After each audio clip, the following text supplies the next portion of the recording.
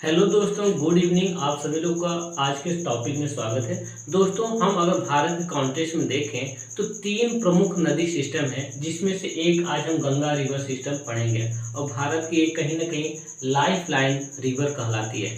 और एक जो दूसरा दो अदर है उनका भी नाम जान लेते हैं। आपके तिब्बत से निकलती मानसरोवर से एक है ब्रह्मपुत्र, और हमारे नॉर्थ ईस्ट से होते हुए गंगा में जाके मिलती है ब्रह्मपुत्र। और एक है यहीं से मानसरोवर से निकलती है और कश्मीर से होते हुए, पाकिस्तान से होते हुए अरेबियन सी में जाके मिल जाती है। ये आपको सतलज नदी दिखाया गया है जो कि मानसरोवर से निकलता है, लेकिन हम ये आज नहीं पढ़ेंगे। हम आज मेनली पढ़ेंगे गंगा रिवर सिस्टम। तो दोस्तों, गंगा का नाम कैसे पड़ा? गंगा का ओरिजिन गंगा के नाम से नहीं हुआ है, गंगा का ओरिजिन भागीरथी के नाम से हुआ है। और भागीरथी हम देखो यहाँ पे जो इम्पोर्टेंट नंबरिंग हुआ 1 2 3 4, इनका नाम हम यहाँ पे मेंशन कर दिए क्योंकि यही बहुत की पॉइंट है। और ये स्ट्रक्चर जो है ये उत्तराखंड का है, तो आप ध्यान से देखना कि ये इम्पोर्टेंट नदियाँ जो हैं वो उत्तराखंड में क्या क्या नाम से हैं। और हम जानते हैं कि भारत में प्रयाग कई हैं। एक सेंस में करें तो उत्तराखंड में 5 प्रयाग देखे जाते हैं। आपने नाम भी सुना होगा, जिसमें है कर्ण प्रयाग, रुद्र प्रयाग, देव प्रयाग, नंद प्रयाग और विष्णु प्रयाग। लेकिन हम उनमें से 3 प्रयाग के बारे में पढ़ेंगे, तो आप इसको क्रम बहुत इंपॉर्टेंट, उसको ध्यान से देखना। तो देखो, गंगा निकलती है गंगोत्री ग्लेशियर से। तो जो पहला नंबर दिखा रहा है ये है भागीरथी नदी। भागीरथी नदी गंगोत्री से निकलती है, गंगोत्री ग्लेशियर से। और इधर देखो जो तीसरा नंबर दिखा रहा है, तीसरा नंबर ये है अलकनंदा नदी। और अलकनंदा नदी और भागीरथी नदी मिलती हैं देवप्रयाग में, और उसके बाद देवप्रयाग के बाद से गंगा का नाम आता है। इसका मतलब है कि गंगा 2 नदियों के मिलन है, भागीरथी और अलकनंदा नदी की। और भागीरथी और अलकनंदा नदी मिलती हैं देवप्रयाग। नीचे वाला बिंदु देखना ध्यान से, यहाँ पर 3 पॉइंट दिए गए हैं, जो कि एक है कर्णप्रयाग, बीच में है रुद्रप्रयाग और लास्ट में है देवप्रयाग। अब देखो, उसके बाद सेकेंड नंबर पर हमने एक नदी दिखाया है, वो नाम नदी है मंदाकिनी नदी। आपने केदारनाथ धाम के बारे में सुना होगा उत्तराखंड, जो कि मंदाकिनी नदी के ही किनारे है। ध्यान देना, ये ऑब्जेक्टिव क्वेश्चन आपसे कभी भी पूछा जा सकता है कि मंदाकिनी नदी के किनारे कौन सा मंदिर है, तो आप बोलोगे केदारनाथ। और भगवान वो शंकर की धाम है, भगवान शंकर की मंदिर है। उसके बाद देखो, तीसरे नंबर पर हमने अलकनंदा दिखाया है, जो कि तीसरा और पहला नदी अलकनंदा भागीरथी मिले देवप्रयाग में, उसके बाद गंगा बनी है। तो अलकनंदा नदी के किनारे ही हमारा क्या है, बद्रीनाथ धाम, जो कि उत्तराखंड में पड़ता है। और बद्रीनाथ भगवान विष्णु का मंदिर है। तो अलकनंदा की एक सहायक नदी है पिंडर नदी, जो कि यहाँ पे चौथे नंबर पर दिखाया गया है। तो आप नंबरिंग ध्यान से देखना और इसको नोट कर लेना। तो पिंडर नदी और अलकनंदा नदी ये दोनों जहां मिलते हैं उसे बोलते हैं कर्णप्रयाग, जो कि यहाँ पर पहला पॉइंट दिखाया गया है, नोट करना आप लोग।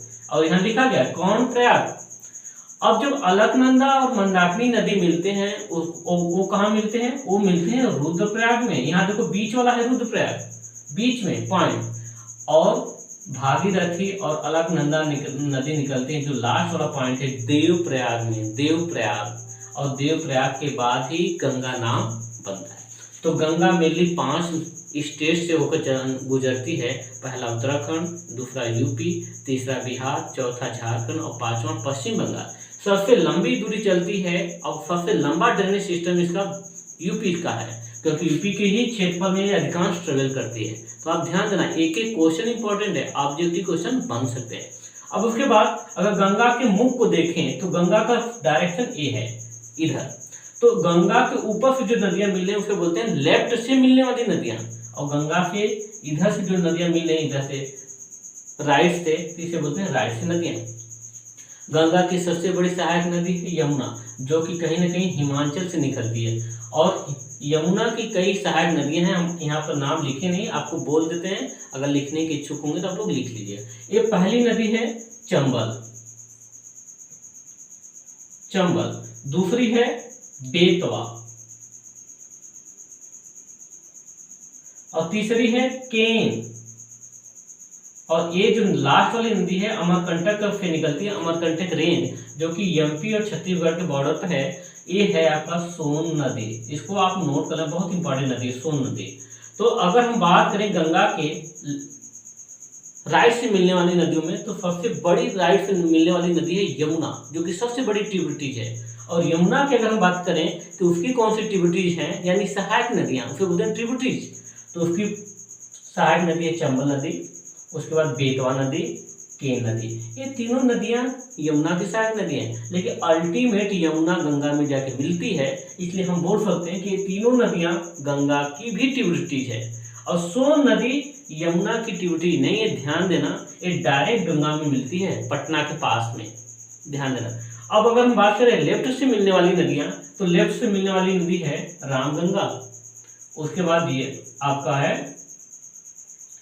ये है घाघरा नदी, उसके बाद है गंडक नदी, और ये है कोसी नदी। ध्यान देना बच्चों, तो बिहार में कोसी नदी को शोक नदी के नाम से जानते हैं, क्योंकि यहाँ बाढ़ बहुत अधिक आता है। ओके, तो यह है कोसी नदी। और गंडक नदी कहीं ना कहीं यूपी और बिहार के बाउंड्री से होकर जाती है, ये भी ध्यान देना, बहुत इंपॉर्टेंट। गंगा जब 5 स्टेट से होते हुए जब बांग्लादेश में इंटर करती है तो उसका नाम पड़ जाता है पद्मा। ध्यान देना, गंगा का ही नाम पद्मा है। पूछ सकता है कि पद्मा किस नदी का नाम है, गंगा का। और कहाँ पे, बांग्लादेश जो देश है वहां पे गंगा का नाम पद्मा पड़ जाता है।